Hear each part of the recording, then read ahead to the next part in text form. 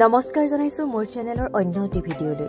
আজি বহু দিনৰ মূৰত মোৰ চেনেলৰ জৰিয়তে আপোনালোকৰ মাজত এটা কবিতা পাঠৰ অনুষ্ঠান লৈ আহিছো।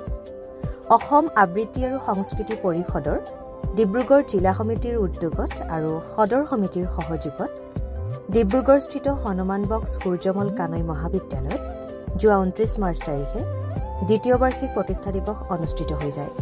আৰু এই প্ৰতিষ্ঠা দিৱসতে আমাৰ ভাদুই পাঁচালী শাখাৰ দুটা দলে অংশগ্ৰহণ কৰিছিল। তাৰে এটা দলে কিৰণ ভট্টাচাৰ্য দেৱৰ মোৰ দেশ কবিতাটি পাঠ কৰিছিল। তাৰে কিছু ভিডিঅ'ৰ দৃশ্যাংশ মই আপোনালোকৰ মাজত আগবঢ়ালোঁ। খুব সুন্দৰকৈ আমাৰ ভাদুই পাঁচালী শাখাই তাত কবিতা পাঠ কৰিছিল। আশা কৰোঁ আপোনালোকে ভাল পাব আৰু কমেণ্ট কৰি জনাবলৈ নাপাহৰিব তেখেতসকলৰ কবিতা পাঠৰ এই অনুষ্ঠানটিত আপোনালোকৰ কেনে লাগিল। আৰু ইয়াতে উল্লেখনীয় বিষয় এই যে এই অনুষ্ঠানতে মুখ্য অতিথি হিচাপে উপস্থিত আছিল হং ৱজিন। আৰু লগতে এই অনুষ্ঠানতে আবৃত্তিৰ ক্ষেত্ৰখনত বিশেষ অৱদান আগবঢ়োৱা দুগৰাকী বিশিষ্ট আবৃত্তিকাৰ ক্ৰমে শ্ৰীযুত ছেহিৰ আহমদ ডাঙৰীয়া আৰু ডক্টৰ সৌমাৰজ্যোতি মহন্তক আবৃত্তিৰ প্ৰজ্ঞা সন্মানেৰে সন্মানিত কৰা হৈছিল।